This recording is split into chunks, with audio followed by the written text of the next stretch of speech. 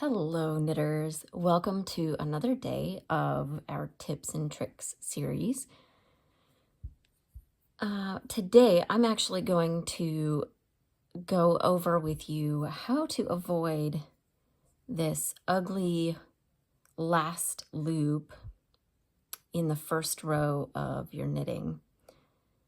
As you know, when we cast on, long tail cast on, or pretty much any cast on, a lot of times we'll get this big ugly loop, and we see this a lot, especially when we're beginners in knitting. And while it does kind of even out after you knit a little bit, that first loop does still end up much bigger than the others.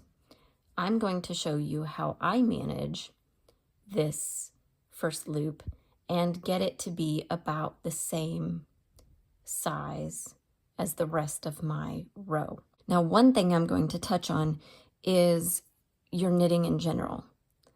So you insert your working needle into the first loop, right? And instead of putting the full needle shaft in the full needle shaft and making a bigger hole, we're going to work on our needle tips to create our loops. But make sure that you don't make your loop on the needle tips. So we're going to work tip to tip, but you're going to push this needle all the way through after you've made that loop so that it goes around the entire needle. Okay, now let's take a look at what this is going to look like when we cast on, because this is where the magic is. So I'm just going to do a long tail cast on. I'm going to cast on about 10-ish stitches. Now this is where the magic is. This very first casting on, where you get 2 stitches, I realize you're not supposed to cast on tight for your cast on, but for this one, I'm going to pull it extra tight. And it doesn't slide on my needle very well. There is quite a bit of friction. However, for the remainder, I'm just going to do as usual and make sure that there's that little space. I hope you see it, so that the rest of the cast on won't be too tight. It won't be too loose, but it won't be too tight. And it looks like I'm definitely not getting 10 because I did not estimate my tail very well.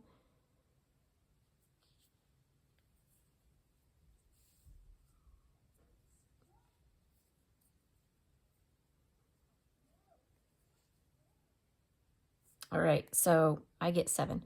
Anyway, now we're going to turn the work and we're going to knit back, focusing on keeping the work on the tips, tip to tip, right? And we're just going to knit back the other direction, tip to tip, but making sure to poke that needle through all the way so the stitch forms around the entire needle.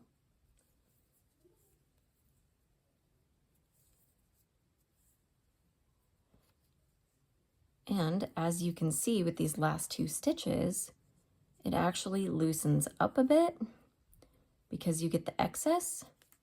However, check that out. It is far less large and gaping at the end. So there you have it.